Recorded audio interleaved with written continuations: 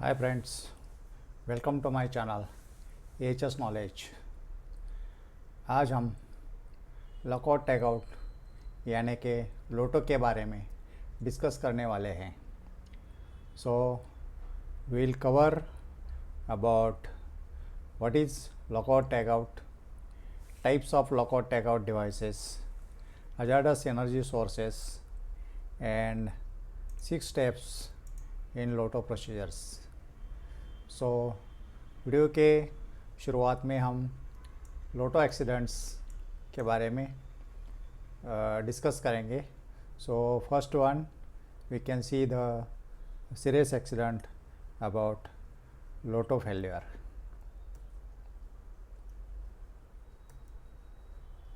This is a general warning and disturbing contents. Viewers' discretion is advised.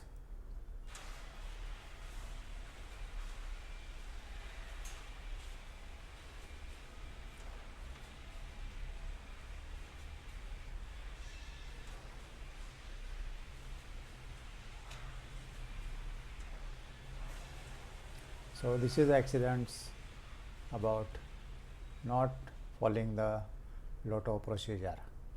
So friends, this is from CSST. So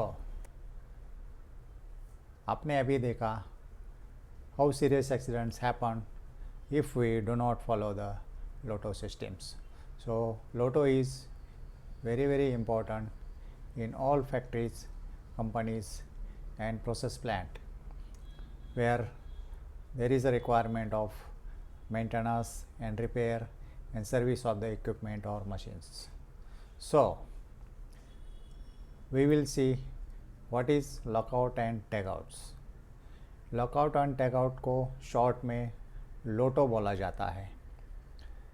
so lockout tagout is a safety procedure used in industrial and workplaces setting to ensure that dangerous machines or equipment are properly shut off and cannot be started until maintenance or servicing is completed.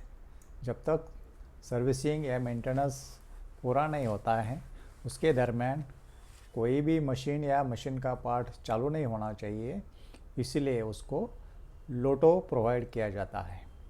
And this is a safe procedures and in which we can prevent the accident.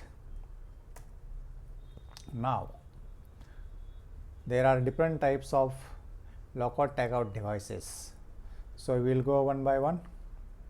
First one is the padlocks. You can see the padlocks में दो types रहता है, which is short shackle and long shackle बोलते हैं। यानी कि उसका जो शैकल है किसी का छोटा रहता है, किसी का लेंथ ज़्यादा रहता है। So it will accommodate at any cut off supply और power cut off supply where we can use this type of padlocks. ठीक है। And next one is the और hasp. This will allowed multiple workers to attach their locks to a single isolation point. यानी कि single isolation point में number of employees या number of operators या workers अपने अपने ताला यहाँ लगा सकते हैं। सो this is a device which can B use for the isolation of power sources. Now wall lockouts. Secure the walls in open or closed positions. Examples are ball walls या gate walls या butterfly walls. सो ऐसे walls को isolate करने के लिए इस तरह के लोटो डिवाइसेस मार्केट में अवेलेबल है, which can be purchased easily and we can isolate the sources या उसको एनर्जी सोर्सेस बोलते हैं हम लोग। एनर्जी सोर्सेस को आइसोलेट करके इस टाइप के आप उसको ताला लगा सकते हो। So this is called wall lockouts. Next one is the circuit breaker. This one is the circuit breaker designed to lock circuit breaker in off positions. इसको ऑफ होने के बाद ऐसे छोटे साइज़ के जो डिवाइसेस रहता है इससे आप पावर सोर्सेस को ऑफ कर सकते हैं ताकि कोई इंटेंशली या इनइंटेंशली उसको चालू नहीं कर सकता है. This is a plug lockouts. So this types of devices is called all the plugs. इसके अंदर प्लग डाल के इसको पूरा ढक देते हैं और उसके ऊपर ताला लगा जाता है. ये होने के बाद कोई भी आदमी या अपना जब पोर्टेबल सप्लाई रहता है तो उसको लगा के वो इक्विपमेंट या मशीन चालू नहीं कर सकता है वेयर मेंटेनेंस और सर्विसिंग इज गोइंग ऑन.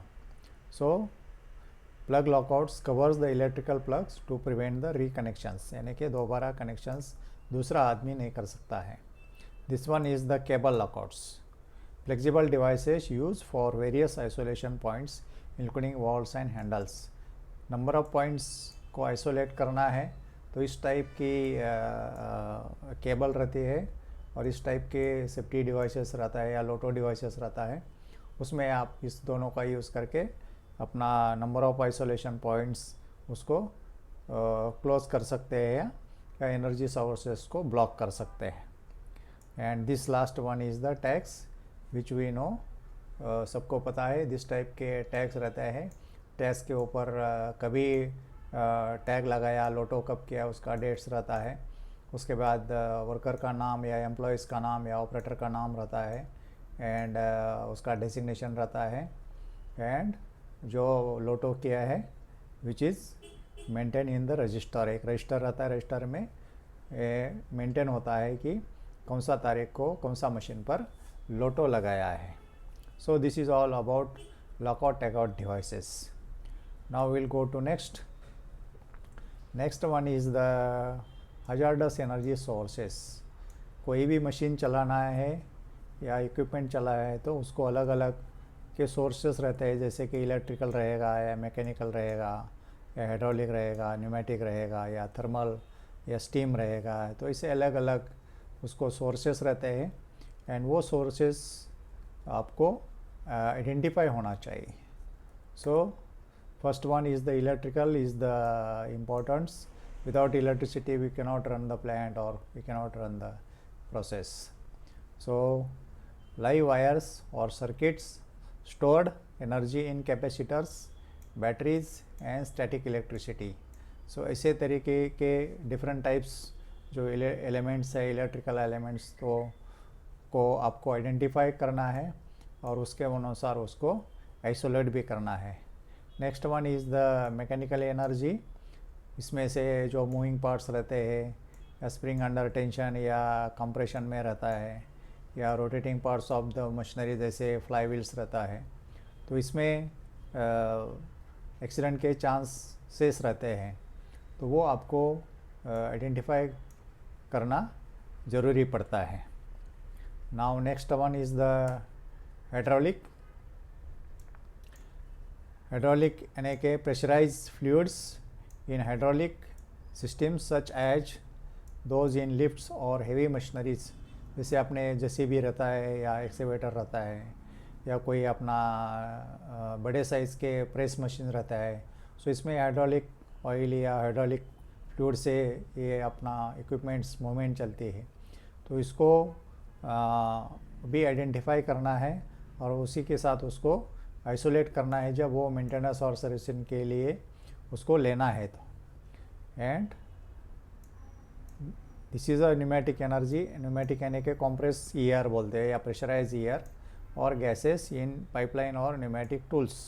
सो कोई न्यूमेटिक टूल्स है या अपना पाइपलाइन है, इसके ऊपर काम करना है तो उसके अंदर जो होने वाले गैसेस रहते हैं या एयर रहते हैं वो रिमूव करना ज़रूरी पड़ता है while doing the maintenance or repair.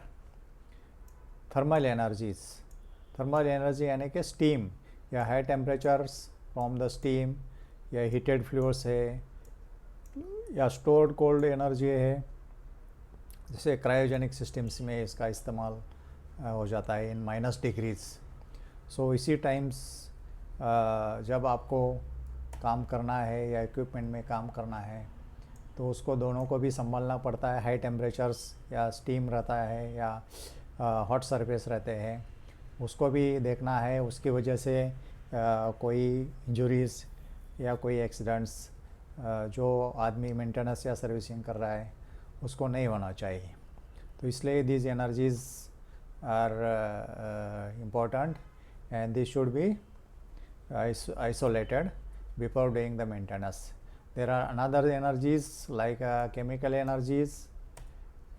This energy released during the chemical reactions such as combustion or corrosive spills or from stored chemical under pressures. तो कभी कभी जब उसका combustion होता है या उसको रिएक्शन होता है तो उसी टाइम्स ह्यूज अपना प्रेशर और टेम्परेचर क्रिएट होता है। तो ऐसे केसेस भी आपको आइडेंटिफाई करके उसको आइसोलेट करना ज़रूरी पड़ता है। नाउ ग्रेविटेशनल एनर्जी, आपको पता है ड्यू टू ग्रेविटीज़ कोई भी अपना ऑब्जेक्ट है या कोई लूज ऑब्जेक्ट है टॉप में तो it will drop down to floor. So ऐसे कभी कभी इसके नीचे जाके कोई ऑब्जेक्ट्स उठाया है और उसके नीचे आपको जाना पड़ता है काम करने के लिए, तो उसी दरमियान आपको ये जो हैंगिंग पार्ट है या जो भी इक्विपमेंट का पार्ट रहता है तो उस टाइम उसको प्रॉपरली लॉक करना चाहिए या उसको नीचे से सपोर्ट देना चाहिए ताकि कोई भी बाई चांस वो नीचे फ्लोर में नहीं आएगा।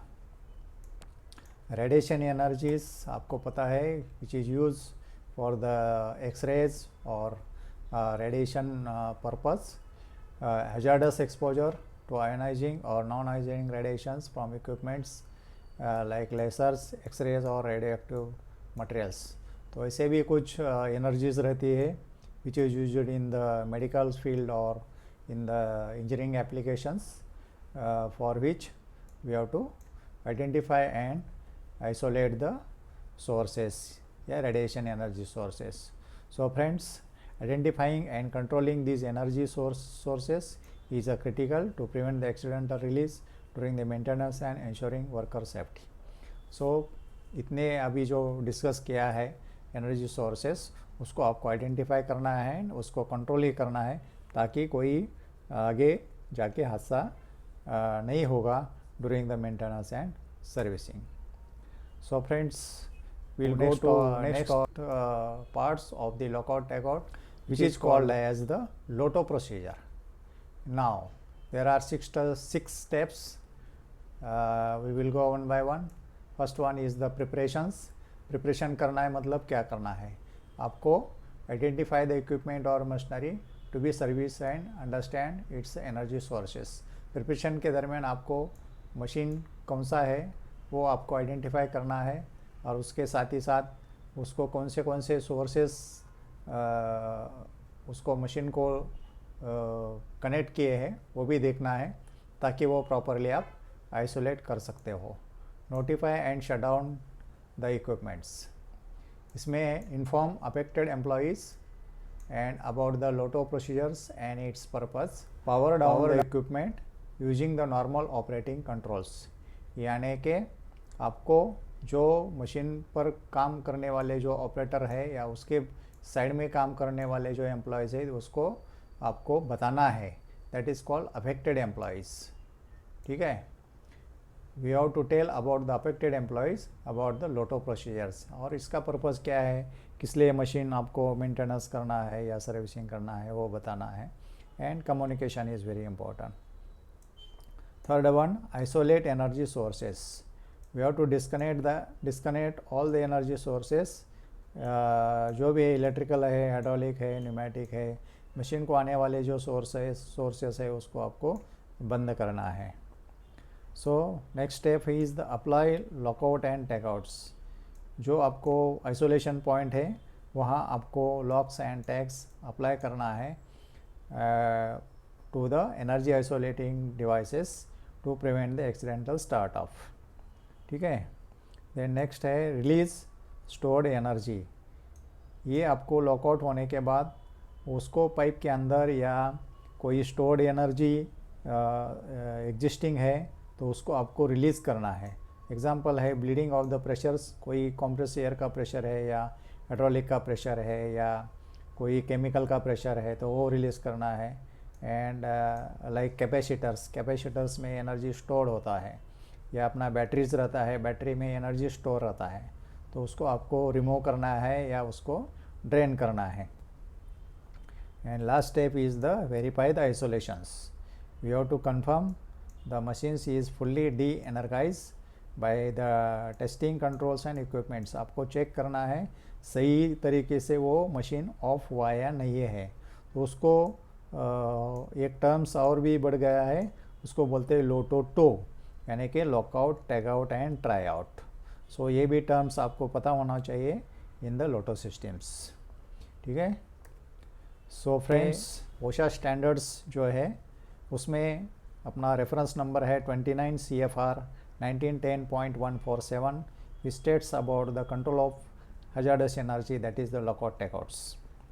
So OSHA is the standards in US and which is followed rigorously in the country, and we are using the same procedures in our country. And the key concept of 29 CFR 1910.147 are lockout or lockout devices, tagout or tagout devices, and energy control procedures. These concepts are related to control of hazardous energy to prevent the unexpected start of machine or equipment during the maintenance or servicing. So लोटो को in short में brief करना है तो इसको बोलते हैं there is a one person, there is a one lock and there is a one key, यानी कि एक ही ऑपरेटर के साथ एक की रहेगा और एक ताला रहेगा, ताकि दूसरा आदमी उनका चाबी लेके इस ताले को नहीं खोल सकता है. So this is the guidance given by the OSHA. इसलिए बोला जाता है one person, one lock and one key is the guidance from the OSHA standards which is the best practice for lockout tagout safety program. So friends, you might have understand very well about the LOTO systems, then steps in the LOTO systems, and what are the hazardous energies, and what are the different types of LOTO devices which is available in the market. So friends, I hope ये video आपको अच्छा लगा होगा. अगर ये video आपको अच्छा लगा तो लाइक करो, शेयर करो, सब्सक्राइब करो, ताकि हम नए वीडियोस आपके लिए लेके आ सकता है. जय हिंद, जय सुरक्षा.